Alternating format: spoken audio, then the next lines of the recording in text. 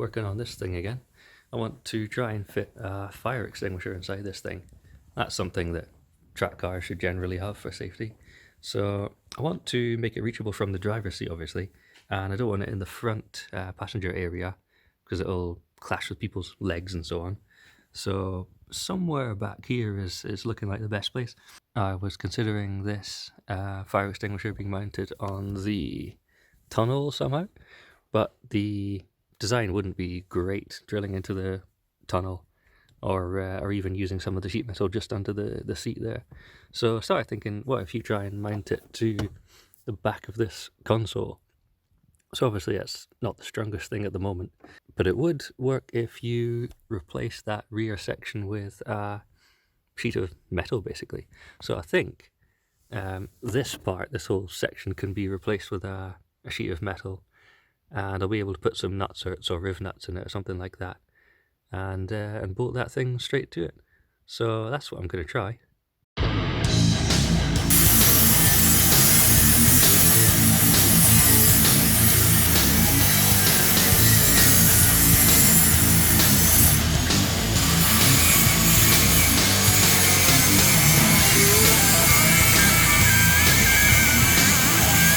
Alright, got myself a shape there. It just has a little bent tab at the top to sort of tuck in, and then we'll see if I need any screws at the bottom. It's a good snug fit, and actually the original plastic trim just sort of clips in the same way, so we'll see if it holds. And there we go. It seems to work fine. I've got a small screw at the bottom of the plate on the other side, as you might have seen in the picture, so I think I'll need to add one at this side. It's sort of just pulling out a tiny bit there, but otherwise it works okay. So this just pulls out like that, slide it back in, so that holds it. I think the plate is just barely strong enough for the job, but it's working. So I guess I have the option of either leaving it like that or painting it black now. Time will tell. I also need to get a longer M5 screw. The screw for the top needs to have some washers behind it, so the angle of the fire extinguisher can come back a bit.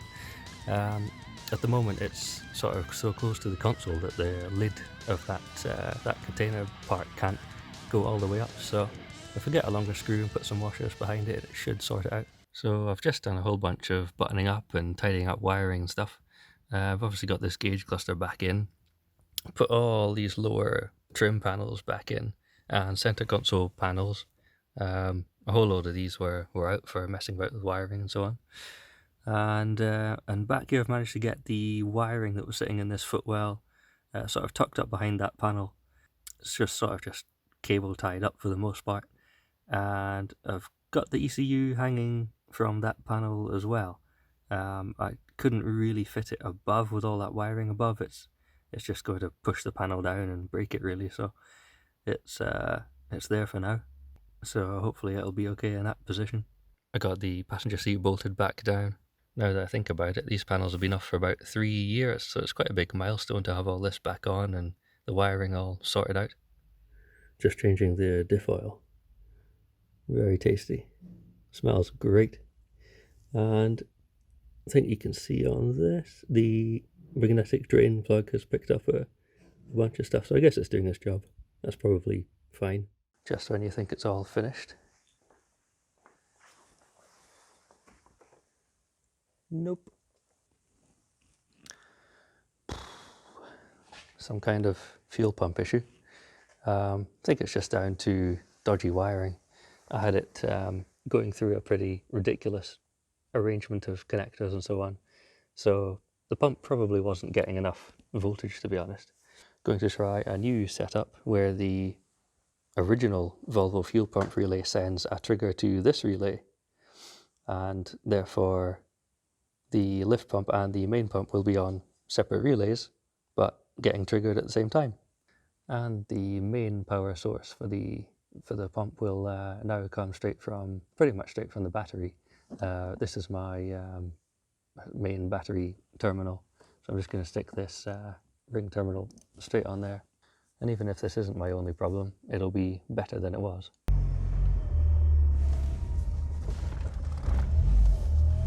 Still got a problem.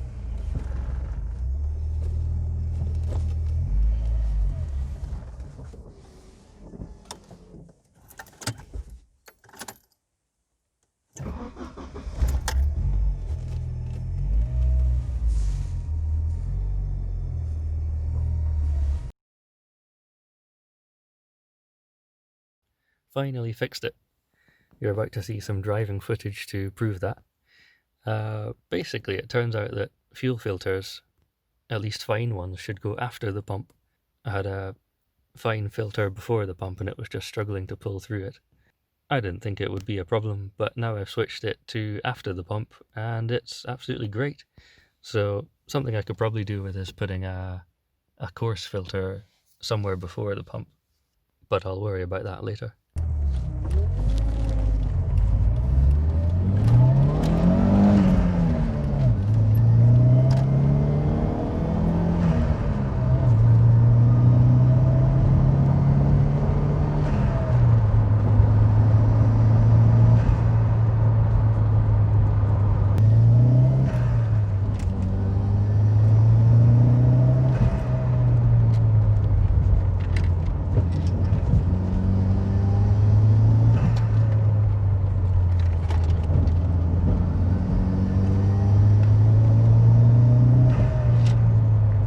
The other thing is I've definitely got a problem with the steering.